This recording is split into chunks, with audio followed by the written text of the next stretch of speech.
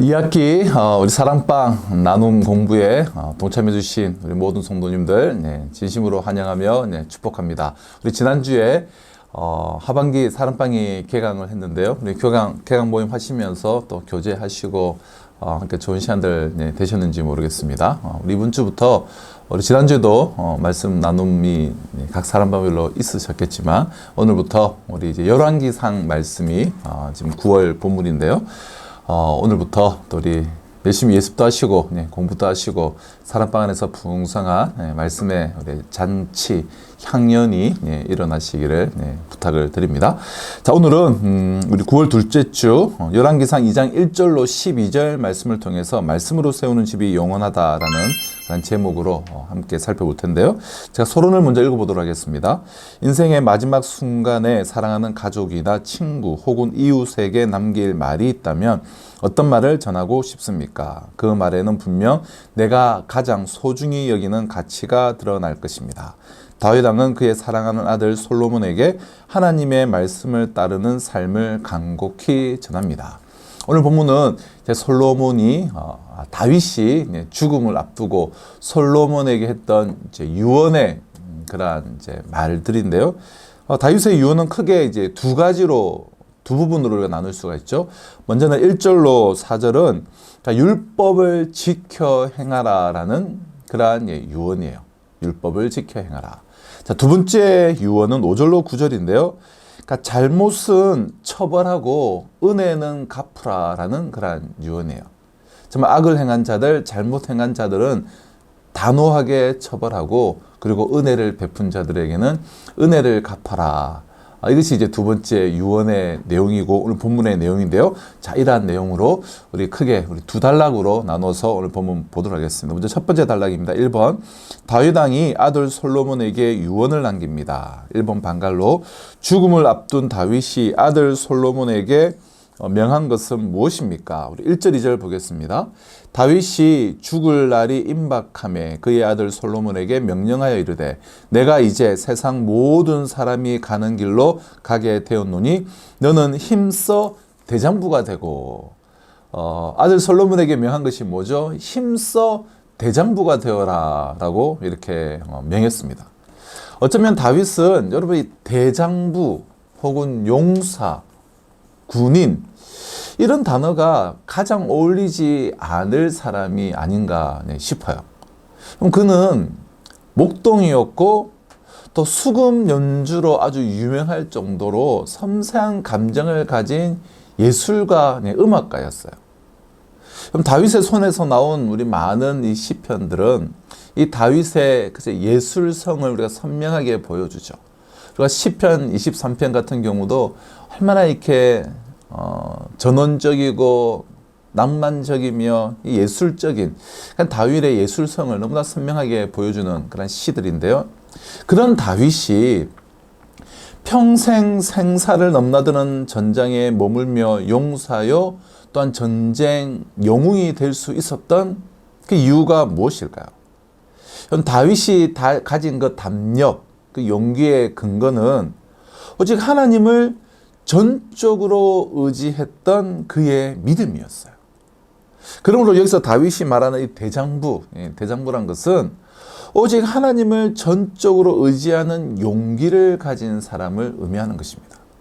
그러니까 다윗은 이처럼 전적으로 하나님만을 의지하는 용기를 가진 그런 대장부가 되어라 라고 아들 솔로몬에게 죽음을 앞두고 이렇게 권면을 하고 있는 것이죠. 자, 2번입니다. 솔로몬이 무엇을 하든지 어디로 가든지 형통할 수 있는 비결은 무엇입니까? 우리 3절 한번 보실까요? 내 하나님 여호와의 명령을 지켜 그 길로 행하여 그 법률과 계명과 율례와 증거를 모세의 율법에 기록된 대로 지키라. 그리하면 내가 무엇을 하든지 어디로 가든지 형통할지라. 솔로몬이 무엇을 하고 어디를 가든지 형통할 수 있는 비결은 여호와 하나님의 명령을 지켜 그 길로 행하여 그 법률과 계명과 율례와 증거를 모세의 율법에 기록된 대로 지키는 것이었습니다.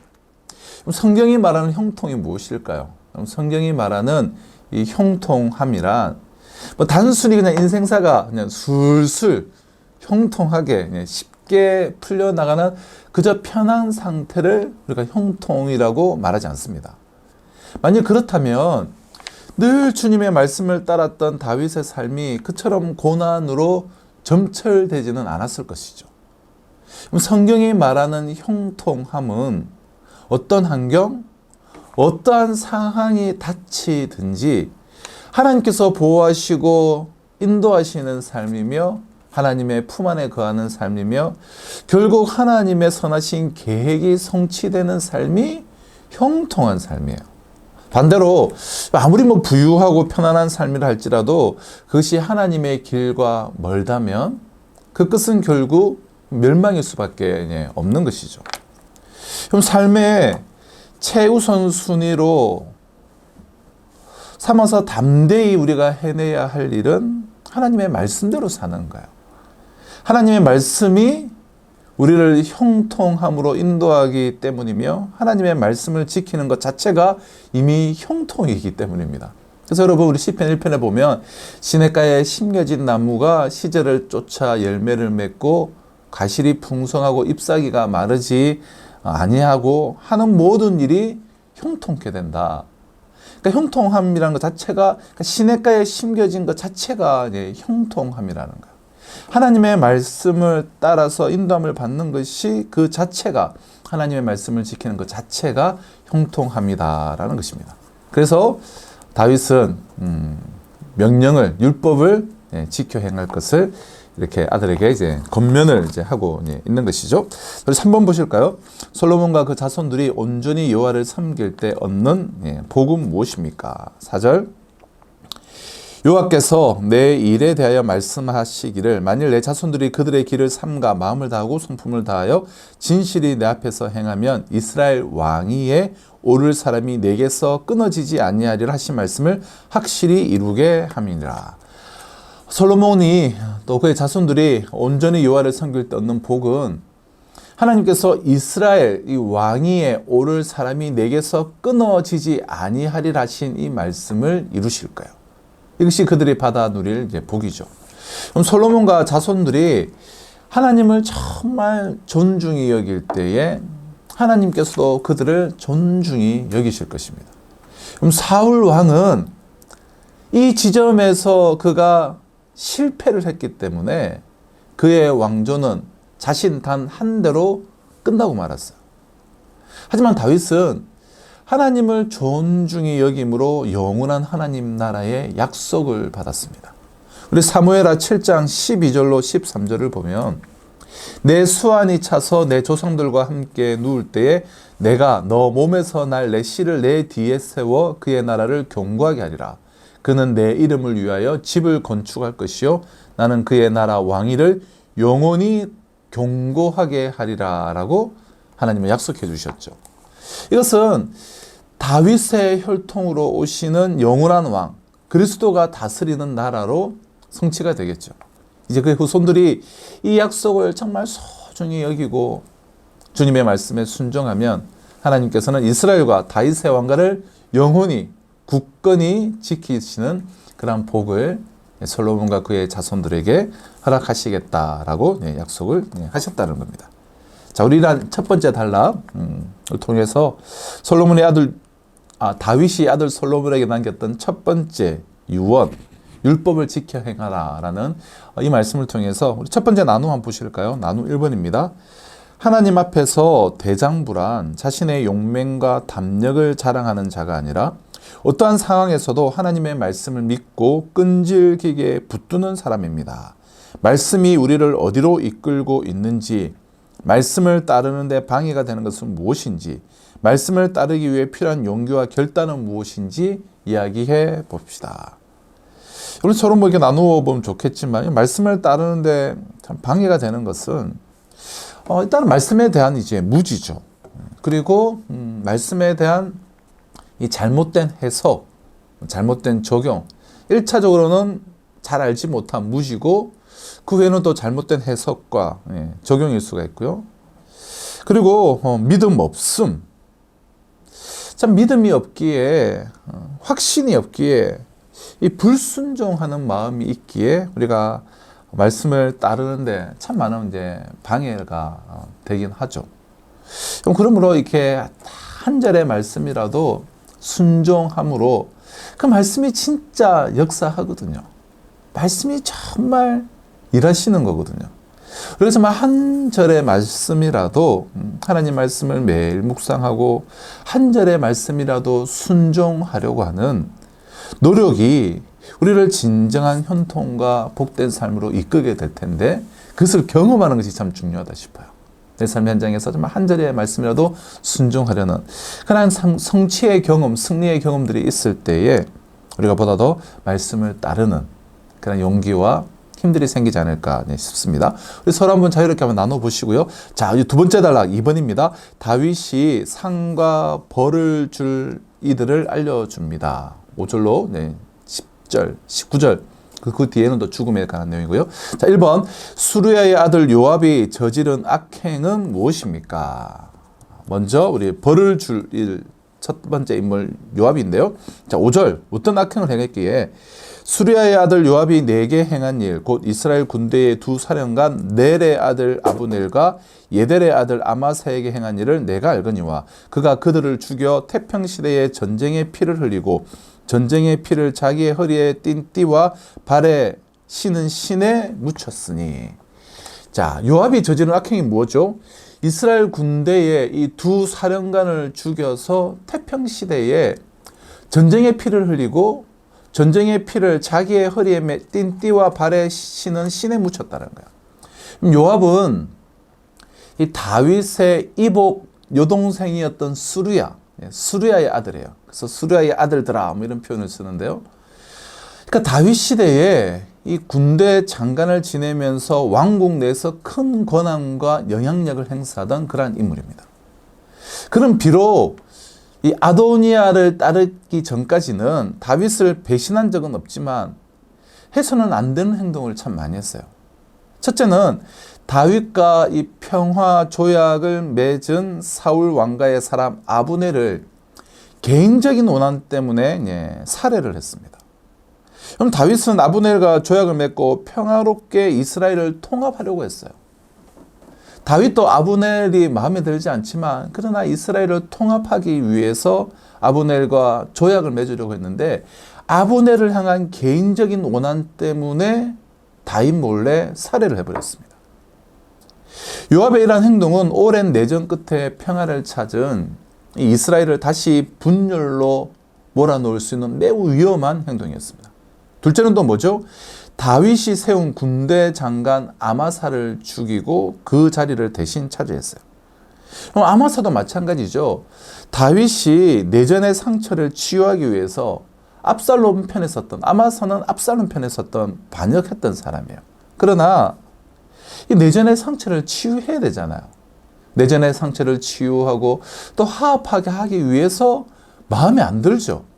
그러나 아마사를 군대 장관으로 세웠는데 자신이 그 자리를 차지하기 위해서 아마사를 죽여버렸어요.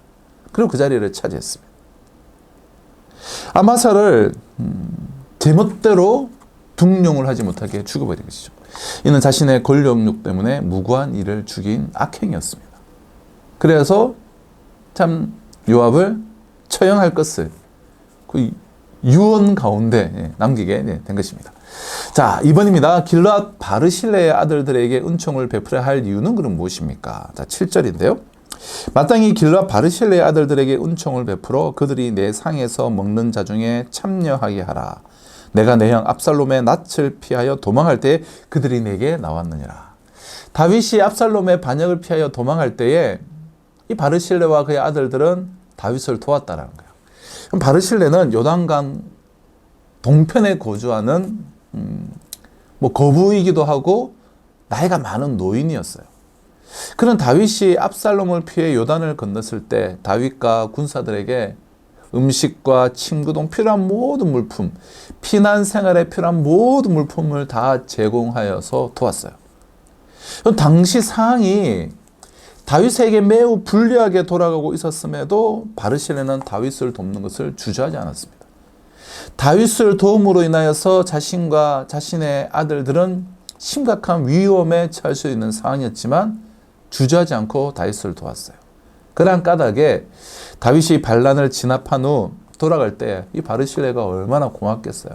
그 바르실레에게 왕궁의 나라가 친 돌아가자. 내가 정말 내 아버지처럼 내가 당신을 평생토록 모시겠다.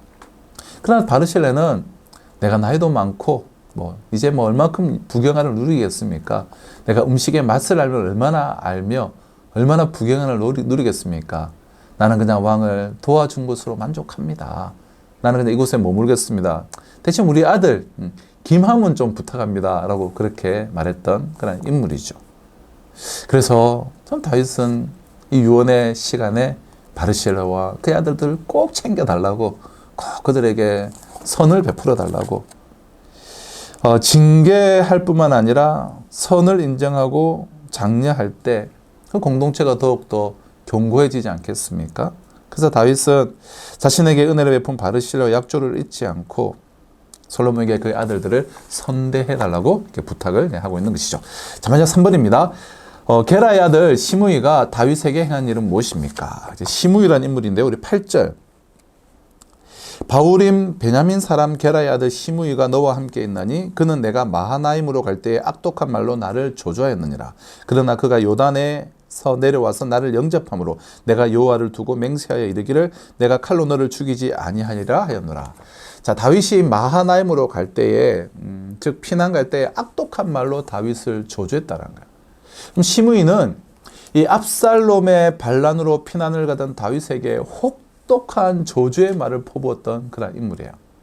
그는 베냐민 지파의 유력자였는데요. 또한 사울 왕의 친족이기도 했어요.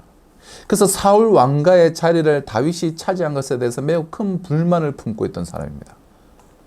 이후에 다윗이 압살롬의 반란을 이제 평정을 하자 시므이는 급히 그렇게 저주하며 모욕했던 그가 급히 환영단을 이제는 이끌고 다윗 앞에 용서를 구하는 기회주의적인 태도를 보였습니다. 다윗은 그냥 그런 그에게 시므이에게 아량을 그냥 베풀어 주었어요. 그래서 그를 죽이지 않겠다고 이제 선언을 했다라는 거야. 이것은 반란으로 혼란해진 나라를 평화롭게 하기 위한 다윗의 용단이었지만 그렇다고 시므이의 죄가 완전히 사라진 것은 아니었습니다. 그래서 다윗이 마지막 죽을 때 유언으로 이러이러한 일이 있었는데 그가 이런 악을 행했는데 그래서 내가 그냥 평화를 위해서 목숨을 살려주었지만 그 죄를 너는 기억하고 분명하게 죄에 대한 값을 치르게 해라 라고 다윗이 지금 말하고 있는 것이죠. 아들 솔로몬에게. 그래서 이 죄를 징계할 뿐만 아니라 선은 또 인정하고 또 장려를 함으로써 이 솔로몬이 나라를 이끌어 갈 때에 더 정의로워질 수 있도록 바르실레에게 베푼 은혜는 기억하고 칭찬하고 격려하고 선대를 부탁하고 또한 악을 행한 자들에 대해 바르게 공의를 행할 것을 다윗은 지금 오늘 그의 유언을 통해서 말하고 있는 것입니다.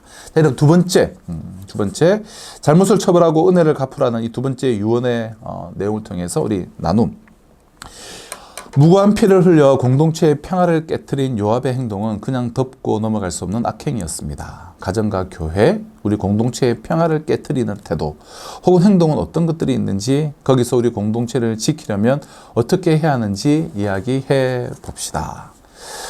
우리가 지금 그 옛날 구약시대처럼 악행을 행한 자들을 처벌하고 그럴 수는 없는 노릇이지만 우리가 참 이 문제를 참 잘 돌아보며 공동체를 이제 지켜나가야 되는데요.